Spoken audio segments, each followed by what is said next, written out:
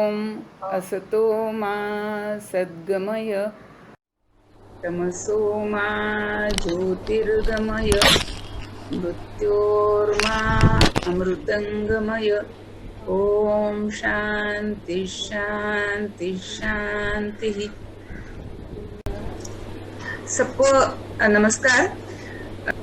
तो कल हम लोग इस बात पर पहुंचे थे कि जब हम कहते हैं कि भारत विश्व गुरु बने तो हमारे जो मूल्य हैं उन मूल्यों से ही हम विश्व गुरु बनने की बात कर सकते हैं।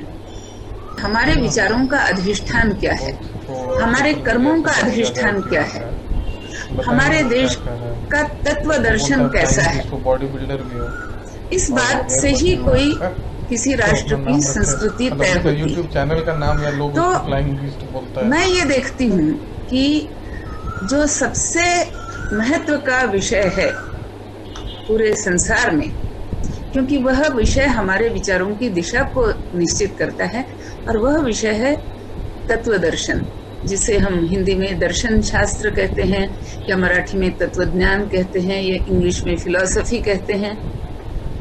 यह सबसे महत्वपूर्ण विषय बन जाता है यह तय करने में कि किसी भी राष्ट्र के मूल्य क्या होंगे और संस्कृति क्या होगी।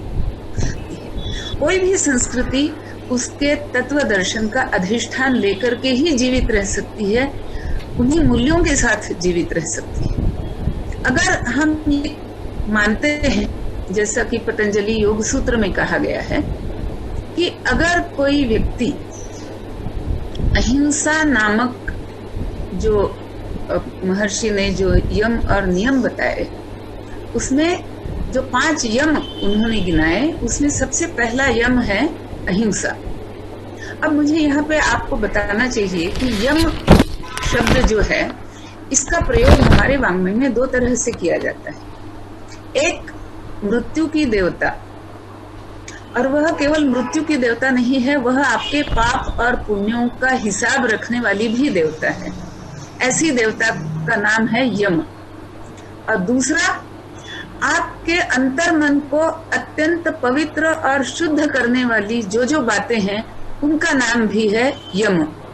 तो आप देखिए ये खूबसूरती कि वही बात जो आपको मृत्यु तक ले जा सकती है, और वही देवता है जो आपको अंतर मन की शुद्धि तक भी ले जा सकती है।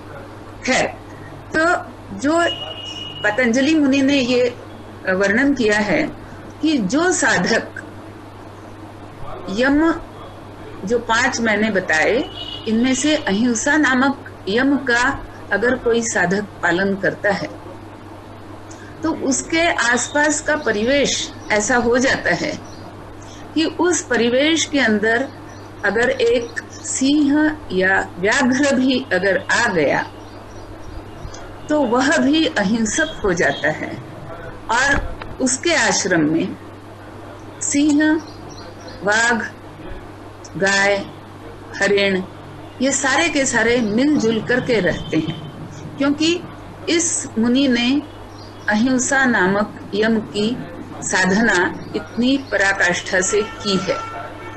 अब मुद्दा यहाँ पे यही आता है कि क्या हम इस बात को मानते हैं कि इस तरह से अहिंसा की साधना करना संभव है, जो आपके वातावरण को भी, आपके परिवेश को भी इस इतना अच्छी तरह से शांति प्रिय बना सके, अहिंसा प्रिय बना सके। या हम ये कहेंगे कि ये तो मुनि की, पतंजलि मुनि की कल्पना है और यह मिथ्या है।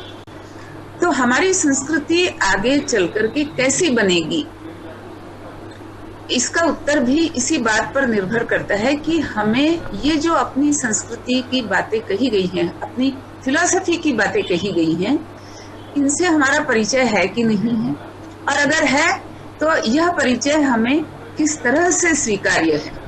मिथ्या है इस रूप में स्वीकार्य है, या सत्य है इस रूप में स्वीकार्य है।